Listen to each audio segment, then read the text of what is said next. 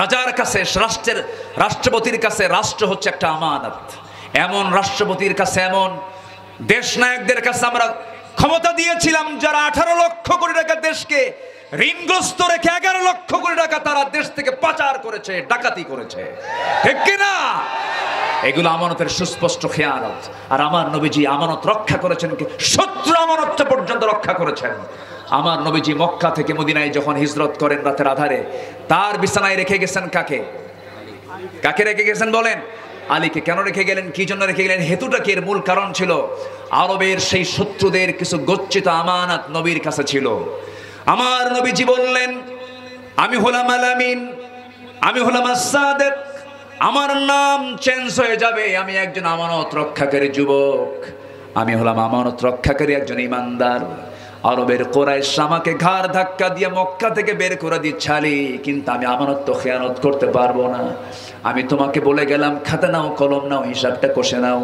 সকালে সূর্যোদয় হওয়ার সঙ্গে সঙ্গে এই মক্কার কুরাইশদের হাত থেকে যে সমস্ত গচ্ছিত সম্পদগুলো আমার হাতে এসেছিল, সমস্ত কিছু আমি তোমার হাতে বুঝাই দিলাম, সবগুলো তোমরা সকালবেলা সবার হাতে হাতে পৌঁছাইয়া দিবা। যেরকম সুবহানাল্লাহ, আরো জোরে বলে সুবহানাল্লাহ।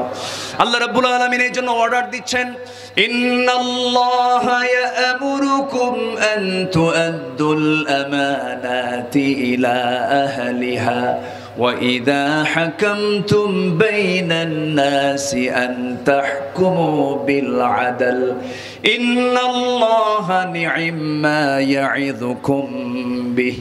জোরে বলুন আল্লাহু আকবার। আল্লাহ তাআলা আমানত রক্ষা করার জন্য অর্ডার দিয়েছেন। নাম্বার 3 হলো ধৈর্যশীলতা। ধৈর্যশীলতা যার মধ্যে থাকবে তার বিজয়টা নিশ্চিত।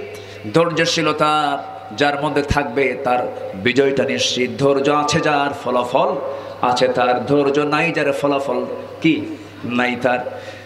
হেরে যাব তখনই যখন রেগে যাব, ধৈর্য যখনই ধরবো তখন আমরা জিতে যাব। আমার বন্ধুগণ, আল্লাহ রাব্বুল আলামিনের জন্য বান্দাকে বলছেন, শোনো, আমি ধৈর্যহীনদের সঙ্গে থাকতে চাই না, আমি থাকতে চাই ধৈর্যশীলদের সাথে। ইন্নাল্লাহা মা'আস সাবিরিন। জোরে বলুন আল্লাহু আকবার। নাম্বার 4 হলো তাওয়াক্কুল, ভরসা। বান্দা কোনো কাজ নিজেই করতে পারে না। ওয়া ইযা আযামতা ফাতাওয়াক্কাল আলাল্লাহ ওয়া মান ইয়াতাওয়াক্কাল আলাল্লাহি ফাহুয়া হাসবুহ। নাম্বার 5 হলো যে বান্দার মধ্যে তাওয়াক্কুল থাকবে, নাম্বার 5 তার মধ্যে ইখলাসটা থাকতে হবে। ওয়া মা উমিরু ইল্লা লিয়াবুদুল্লাহা মুখলিসিনা লাহুদ্দিন।